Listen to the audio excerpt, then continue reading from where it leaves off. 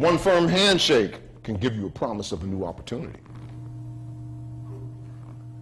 One book can get you thinking in a totally different way. One God, one creator blew breath into your lungs. But one mother brought you into this world. One is the absolute greatest number.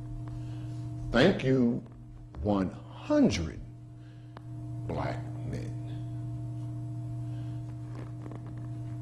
Courage. What does it take? Boys and girls, men and women, it takes courage, as my granddaughter says.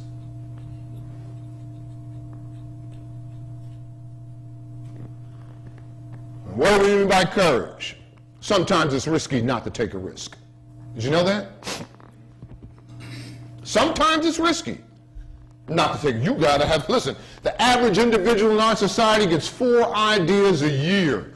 Any one of which, if you had the guts, the courage, the fortitude to chase your dream, would make you financially independent. We know that financial independence begins with $250,000 a year. That's probably the biggest obstacle to millionaireship. It's financial independence. Why? You get comfortable at that level. $250,000 a year, you play your cards right, you can get anything and everything you wanted. $250,000 a year. $250,000 a year? Man, I'm comfortable right here. I don't need, man, I'm paying for my child's education, come back, anything I want, vacation whenever you want.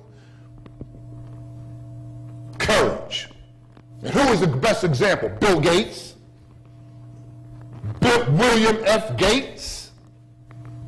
What do we know about Bill Gates? Go get the case. I always use the, I want to teach my MBAs, I always use the Bill Gates case.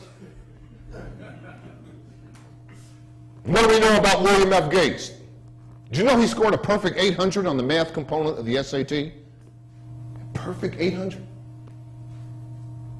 And there have been several cases written on him. I always use the Harvard case. Harvard says Harvard said that he dropped out of Harvard after his freshman year. He went back and they gave him an honorary degree and this, that, and everything. But he only spent 1 year at Harvard. And don't you know, spring semester of his freshman year, he and his best friend Paul Allen, Harvard, they go to a bookstore and they gravitate over to the magazine section and they stumble upon Electronics magazine that's throwing out a challenge for anybody that can come up with an operating system that will allow 2 computers to talk. And this was his epiphany. There's a spirituality about all of this, man. This is his road to Damascus. This is his Saul to Paul conversion. This is his Jonah in the belly of the whale. So what does Bill Gates do? Drops out of Harvard. Tells Harvard it's been real and it's been nice, but it hasn't been real nice. Peace out. And what does he do? He goes to the desert, New Mexico, for the next 7 years of his life to fine-tune his dream, come up with an operating system that would allow 2 computers to talk. Go ahead, conduct due diligence. Go ahead and do your content analysis. Let's go back to the early 1980s, 50 million different PC manufacturers, none of them could share data. They had their own platform. They only had their, their own software and blah, blah, blah. Bill Gates takes his team of 7 out there to come up with an operating system that would allow, regardless of the PC manufacturer, you can share data. 7 years goes by, 7 years of financial hell and high water. Bill Gates has scar tissue, baby. Oh yeah, it depends how the stock market is doing between he and Warren Buffett, who's #1. Throw in Larry Ellison of Oracle if you want. At last count, Bill Gates, what, 45 billion? You do the math. What is 45 billion a year? $67,000 a second.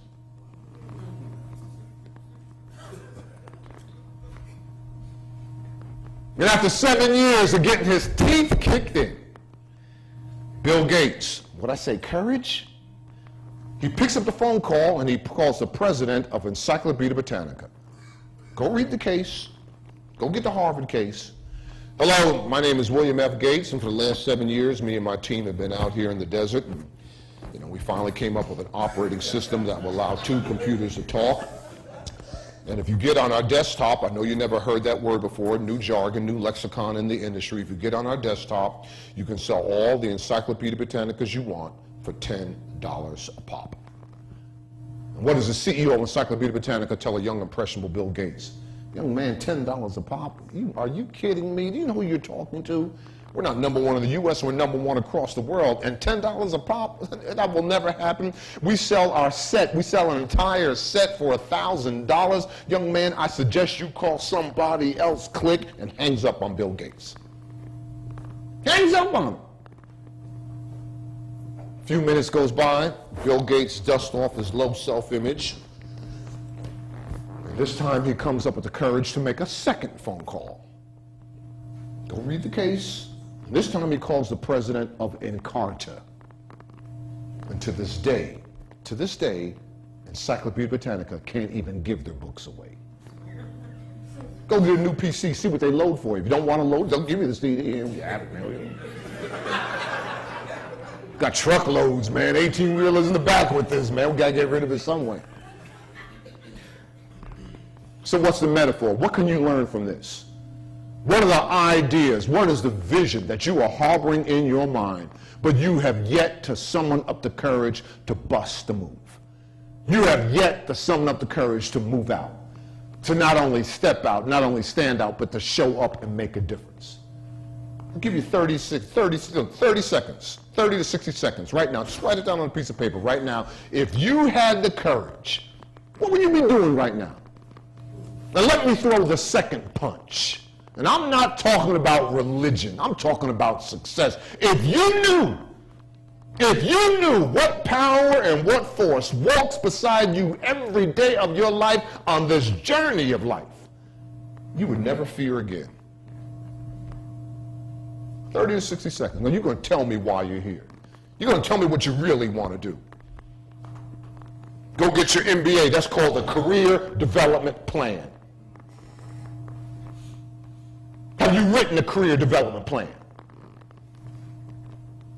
And that's not me, that's Harvard. What's the first assignment you're given at Harvard B School? What's the first assignment you were given at Harvard B School? Write your own obituary. First assignment at Harvard B School, write your own obituary. What's the first assignment you're given at the Stern School? Stern School, what's that, NYU? Number 2 in finance. Wharton's number 1. NYU is number 2 in finance. At the Stern School, first assignment you're given is write your own eulogy. And they tell you when you die, make sure that your obituary appears on the pages of the New York Times. Did you know that? Why do I want my obituary on the page of the New York Times? Because only people who are notable and reputable and celebrity get their obituary on the pages of the New York Times. What does the Stern School, what does Harvard have in common? They want to know when it's all said and done, what will others say about you? What will be your legacy? And it's not going to occur without courage.